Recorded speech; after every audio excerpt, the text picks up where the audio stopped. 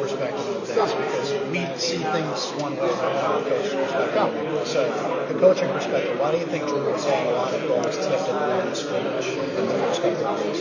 You know, I haven't played the position. I don't worry about that much. If the coach was out at the end of the day, do we need to do anything? I said no. You know, I told all the quarterbacks before the game that Northwestern is phenomenal. That's what they do. They've batted more balls than anyone I've ever seen. They have such a unique job of disciplined players. So when they come off the ball, the defensive line, if they feel like they got a good step, they go rush the quarterback. If they don't feel like they got a good step, they give up, which is hard to get people to realize I'm not going to get there. And they all just stop, follow the quarterback, and jump. I mean, they had 2 pick sixes off tip balls against Tennessee. So it's something they do really well. You know, as a quarterback, you never even look at the defense. I mean, you have enough to worry about. So if they happen to tip it, they happen to tip it. It's interesting to hear you say that because the layman would say, yeah, he's 6'5". How come it's, yeah, and we all throw in lanes. I was 6'1". You throw in lanes. I mean, you're rarely throwing directly over people, but sometimes you have to. And so this time, about when the ball comes out. So that's not something I worry about that much because I knew that was going to happen against them. I had already warned the guys. Just be careful. Be ready to, if it gets up in the air, you bat that ball down. And Drew actually looked like a volleyball player on the one. He spiked it down pretty good to make sure no one caught it because they had 14 points off of that against Cal. So we kind of knew that part was coming, you know, and it just obviously it always happens too much for me, but it was something that they do. You give them a lot of credit because they do a great job on the game. Okay, the other common thing people have watched the first 2 games and said it's locking in the receivers. Is that fair to say that he's locking in? Yeah, sometimes it depends. It all depends on the coverage and the read. If it's a lot of times, certain times he's supposed to keep his head in the middle and snap off to the side, and sometimes he's supposed to read a motion key and stare at the guy, and we're going to put a guy high and on top and below the guy, or to the right and to the left of the guy. So it really depends on the type of play, you know. And then it's quick throws. We've been really focusing on a lot more quick throws. You have to pick your side of the field and go there, so you have to look there immediately, you know. So, you know, he stared at what his issue has been is he gets some of these blocks. It's happened to me. It's happened to all of us. One of the picks he threw, I could have told you he was going to throw it before it happened. Because I saw it, I pictured it happening, and then the route didn't happen like you wanted it to. The way I pictured the receiver getting into this hole didn't happen. And what happens is when that happens, you just get stuck on it. You got to fit it in instead of just being able to throw up the white flag and go to the next one. And as soon as I saw him, the receiver release inside, I knew he was going to try to fit it in. The linebacker made a great play. 44. It was a slant goal. The guy made a great catch, but 44 made a great catch. But you know, the receiver can take either of these. I was hoping he'd take an outside because the hole was beautiful. I was like, oh, I pictured it in my head. He did too. And when he came off, I said, you saw that in the whole thing. He said, yeah. And I go, well, if he doesn't get the right release, come off. You know, and that's throwing to me. It's frustrating because I knew it was going to happen. So that's the thing. His completion percentage was great. He ran the offense. The control of the offense was much better. But he made 4 major mistakes. And in our position, you are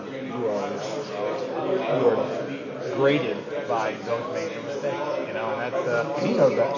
And he knows that. I'm very honest with him, saying, hey, you're doing a good job, but you know, a couple of these decisions you made, 76 plays, you made 72 good ones and 4 really, really, really bad ones. You know, and he knows that, and it's a growing thing. But we got to keep with him and put pressure on him. You know, we decided Hunt was going into the game 3 series before he did, and we told Drew that. You know, Hunt's going in. We need to get him reps. We want to see how he does.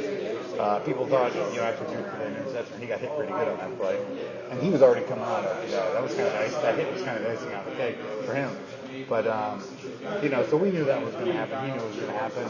And Hunt went in and did well. You know, he made some mistakes that, you know, got under my skin. And the touchdown was a misread that he made a great play on. And he ran the sideline. Everyone was cheering. And I grabbed him right out of the pile. I said, what are you doing? You know, that was the wrong decision.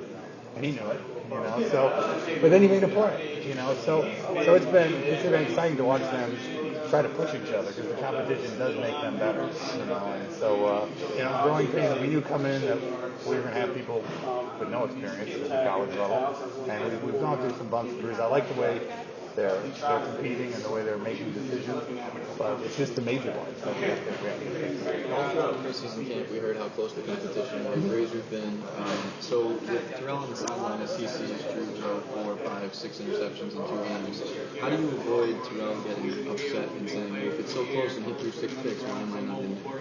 No, I mean, Terrell hasn't really. I mean, he understands that it comes down to he's going to get a shot, and he is.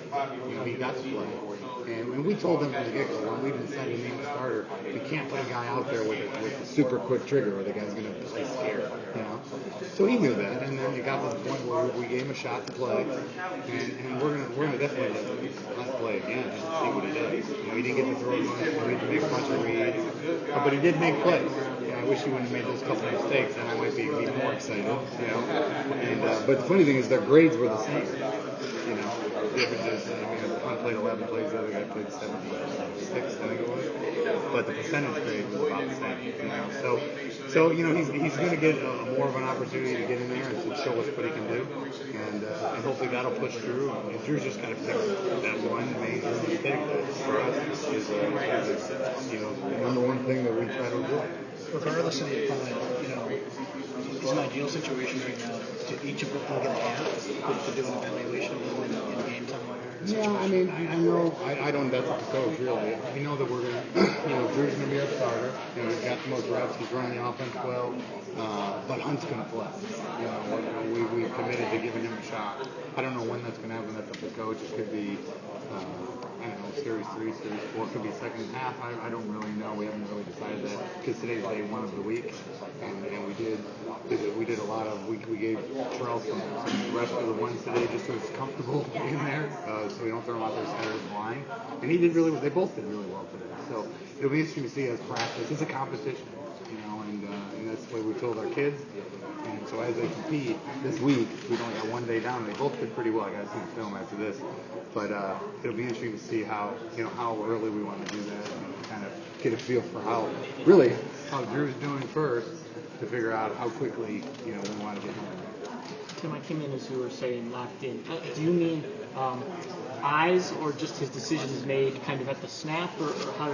Well, every play is different. Really it's not the snap. It's more when you see something. We ran a play on Saturday where, the right side didn't look good, so he came back to the left side, and there was really only one guy that had a chance of getting open because the guy that the third receiver ran into his defender, it really wasn't. It was an ugly play from the get-go, and so the only guy that had a shot was Ashton Broyle of running the wheel route and getting around the corner. Well, he didn't. So he just threw it away, and he went through his whole read. He went to the best option of the 4 out there. It was down the left sideline. It was like a rub wheel route. The pick? Yeah, oh yeah, that was one. And he went through a good read, and it's like that was the best decision you could have made to end up there on your 4th key. But he's not open either. You got to eat it, run it. He ran around a couple of times and found receivers. I got to get him to trust his check down to the back, throw it away, And that's really, because sometimes it's the first guy, like in the slam and go, was his first read that he got stuck on.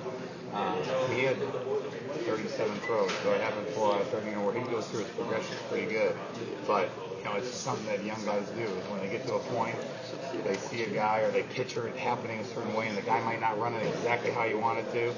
But now you're locked in, you're done. You're going to try to fit it into that guy as opposed to just being able to cut bait and go the next one. And that's something that takes a long time to learn how to do. And he's, we got to just keep pushing him. I got to do a better job getting off the first one or getting off the one that he sees opening before he gets the ball in his hand. Do you think guys are reading his eyes? All the picks, he was on one side and didn't go anywhere else. No, I mean, I'm sure they're trying to, yeah. But sometimes he's staring it down when if it's a movement key, and if his eye's supposed to be down the middle, it's been down the middle. He has never in camp he was doing that. I finally got his eyes moving pretty good, but I really don't think he on his rudder. You guys know what that is. On his footwork, his first step in his drop, he gets his eyes on his key, which sometimes is the back side, and then he'll come back to the front side. So I don't worry about that too much. But I just, when there's tight windows, I just want to make sure that he just keeps working on checking it down and evaluating what things are worth taking a shot on and what things aren't. And that's really, that decision-making talent is what makes a great quarterback, you know. And I'm not one to talk. I went 0-9 my first 9 starts, and then I won 2 games, and then we won 8 or 9 every year after that. But as a freshman, we were 0-9, and and I went through all those growing pains too. It seems like Jared's had kind of trouble getting open. How hard is it for any quarterback to run an offense with a number one receiver just having trouble getting open? You know, we have to just continue to do better at finding ways to get him the ball, you know, and he's a great, gets open, you know, he runs good routes, and you know, I don't know if it's just not, his number hadn't been called. We had one route this week that, you know, we really thought he was going to have a good one, and he didn't run the route exactly how we wanted him to, but he runs the route exactly right 99% of the time. And of course, the one time he was going to be targeted as number one, you know, he just didn't stem it in, you know. So it's a little bit of dumb luck there, you know, but we got to just continue. He did a great job blocking on the perimeter, so to let us kind of spread the defense out a little bit and throw the ball on the perimeter, which we did a much better job of. And he gets a lot of that credit, you know, because he was out there fighting on a lot of those bubbles and stuff all day. And you know, it'll come back to him, you know, in the long run. It seems like early in that second half, the offense did hit its stride for a couple points. You saw the short passes were working really well. Brisley was getting in the game, Ashton, Chris. And it seemed like the offense was doing pretty much what you designed it for. Were those flashes that you kind of didn't see in Penn State? And does that kind of give you hope for the rest of the season that you finally got it? Yeah, I really think that they got a feel for what we can do if they pay attention, if they play fast, if they, you know, if we make quick decisions at the quarterback position, you know, and I think, you know, I thought we had a pretty good day today where they're starting to get a feel for what it's supposed to feel like and what it's supposed to look like. Now we got to still continue to where we're more consistent in doing it, but when we go down and go straight down and score, and then, you know, we kind of sputter, and then we go right down and score again. Like when we get it, it's in there.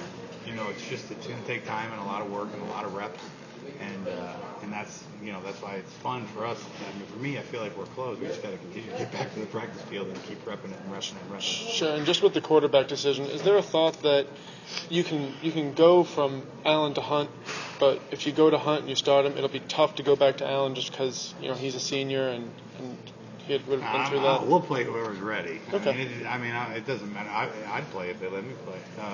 But you know, if whoever's, you know, right now we really want for the development of both of them to continue to get them reps. But if we decide one's more ready and he's not, the other one will go. I mean, whoever's next. I know Charlie Lowe's been working really hard too. So it's really a team effort. You know, so I don't really hesitate ever putting anyone in there. You know, because they got to get out there and start their learning curve. Because no matter who's in there, it'll be their first college snap.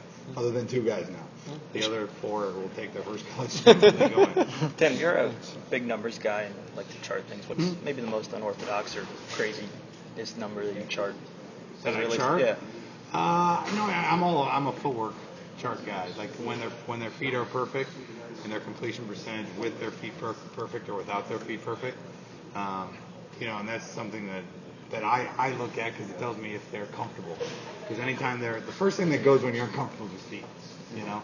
And so, you know, we've gotten to the point where we film their feet before, you know, and sometimes you don't know what number it is, but you can see him. You know, I know Peyton Manning has a guy that follows him around every day at practice and just films his feet. I think we saw that last night with RG3. Oh, did they have a guy that does that? Well, no, but he looked uncomfortable with his feet. Oh, yeah, his feet were all over the place. He was pulling back when he was throwing it. So that's the biggest number. And the timing has been pretty good, but until it all clicks, like it did a couple times, where they really feel comfortable with that timing, you know, is when that number will start skyrocketing. That's when I'll know they're truly comfortable.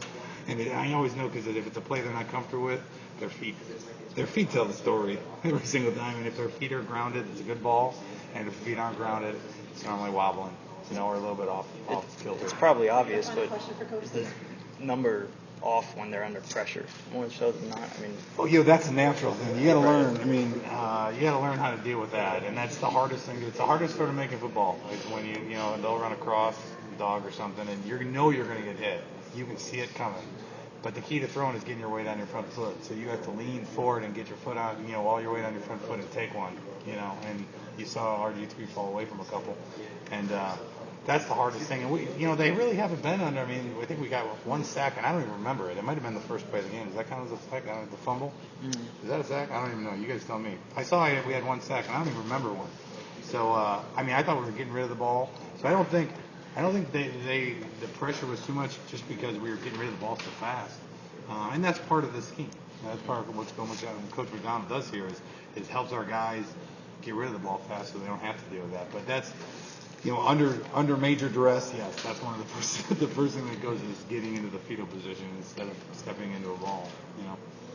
Kevin, Hey, Coach, I know Terrel is really excited to run that pistol. Yeah. I'm curious, did you run much of that while you were at Elmhurst? Pistol That's all we were doing. Yeah, I was a pistol guy. I mean, it was just the one thing it does is when you're going to run zone read and stuff like that. It really, and I know Coach D at New Mexico ran it, but we were exclusively pistol. And so many teams when you go gun, they set their entire defense towards which side the back's on because they know which way the zone read's coming. So if it's here, they know what you can do. Whereas a pistol, you can turn the quarterback, you can run anything anyway. And there's some gymnastics to it, some hand signals that we have to do to make sure that if we're going to throw it, to make sure the running back doesn't run right into the back of the quarterback, on a run throw option. But it really makes it a lot harder on the defense. We brought it in and they weren't sure if they liked it. Now Jerome loves it and Terrell loves it, and he lets the running back be downhill. They love their shoulder square to the line of scrimmage as opposed to sideways. So I think it's been a good addition. We've still been doing under, we've been doing gun, we've been doing pistol, so it's a little bit of everything. But that's been an addition that I asked Coach McDonald about. Coach D asked him. He's never done it and said, "Hey, if you guys believe in it, we'll do it." And it's been exciting because the guys are like it.